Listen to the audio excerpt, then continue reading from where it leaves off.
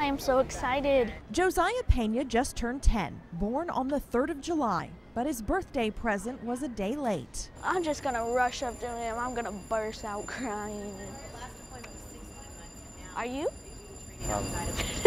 It's been an exciting 24 hours for the Penas. Mom Tracy, 17-year-old Jesse, little 6-year-old Bella, and Josiah. I am beyond excited. My kids haven't seen my husband for over 7 months, and so they just found out last night that he was coming in, so we are very excited. I didn't think they were telling the truth. But then once they said that he's on a plane to Austin right now, I just felt excited. I'm thinking about my daddy. It's been a team effort to pull through these last 6 months, and you know, we've made it one step at a time. We took it one day at a time, and you know, it just feels good to have our dad back for a while. We just can't wait to see him. And so, after so long, the wait seemed so long. Do you think he'll be in uniform? Is he here? You never know, Bella. He might be the next one. He might be the last one, so.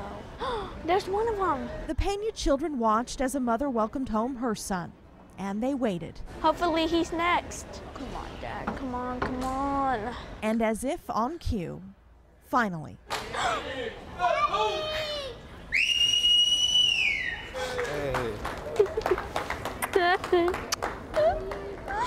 Why are you crying?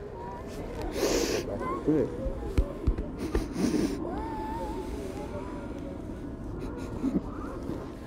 It was a long trip. Hi, Princess. How you doing? Missed you so much. I missed you too. Man, you gotten taller. It was a long time overdue. It's you know, we talked about this and dreamt about this, and it seemed like it would never happen. It finally did. I was just thankful to God that I was able to see everything come through and be here. Happy birthday, Josiah. Thank you, Dad. We're gonna have fun tonight. A promise from the best birthday present a little boy could ever hope for.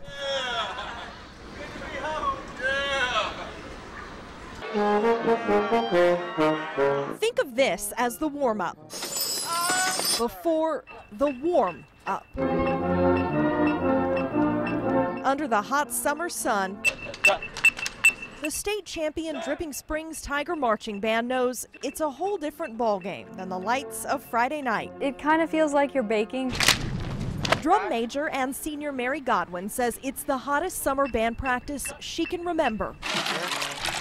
But really, if you drink enough water, it's not a problem. And the water breaks come every 8 to 10 minutes. White t-shirts help keep them a little cooler. Moving this afternoon practice to later in the evening certainly helps, but at 6:15 in the shade, it's still 106 degrees outside. Just imagine what it feels like out there. Well, it's hot. It's hot for all of us. We all have to get acclimated to the heat. Band director Keith Lancaster says he and the other staff take plenty of water breaks too. And believe it or not, after more than a month of morning and afternoon practices, they haven't had one heat-related illness. We are very proud of our students here. They work really, really hard. They're very dedicated to the program. You have to be the state's 4A champs. 7.5 hours of practice a week for a 4-minute halftime performance. We have a great show this year. Mary isn't trying to rush her senior year. Not being so hot will be great. But she's really looking forward to the fall. Cold practices aren't that great either, but they're so much better than the heat. I'm just doing what I feel is right. And when I first got here, I told our kids that there's a story out there about you, and it's a lie. So I told them we're going to start to write our own story here at Reagan so that people can see the truth about who you are. The truth is, in his first season as Reagan High School's head football coach, Keith Casey is inspiring change. All you have to do is visit a Friday pep rally to see it. Get it up, baby. Get it up. Get them up. Get them up.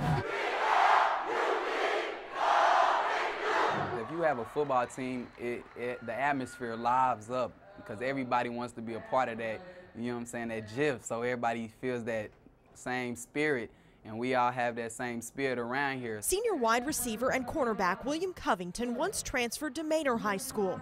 Now he's back at Reagan to be part of Coach Carey's rebuilding. The most important thing Coach Carey taught me is how to be a man. You don't talk about football all the time. You make sure you talk about football, but you also talk about how does that interact with what's going on in their life. It starts with grades, it starts with character, it starts with brotherhood and those kinds of things. And so whether it's Reagan High School or whether it's the #1 high school in the country, we've got to focus on those things. Football is just the conduit through which we are training these kids to be successful in life. We keep each other motivated, and we keep each other together on the field as well as off the field. Nah, I'll never forget this year, ever. A lot of people might say that about this year. Alumni have started to fill the stands again, and the change isn't just on the field. If you haven't been here lately, you need to come on campus and you need to see these kids. You're going to get the door held for you. You're going to hear yes ma'am, no ma'am, yes sir, no sir. And what you're going to see is a great group of kids. This moment you have another test. This year's Raider team has even been featured in Sports Illustrated's online Underdog series, which tells inspiring stories in high school football. I couldn't be more excited to watch what these kids are doing, right?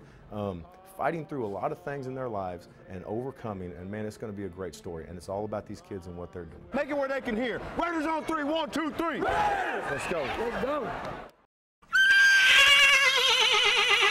The horses are ready to go. Something is catching them.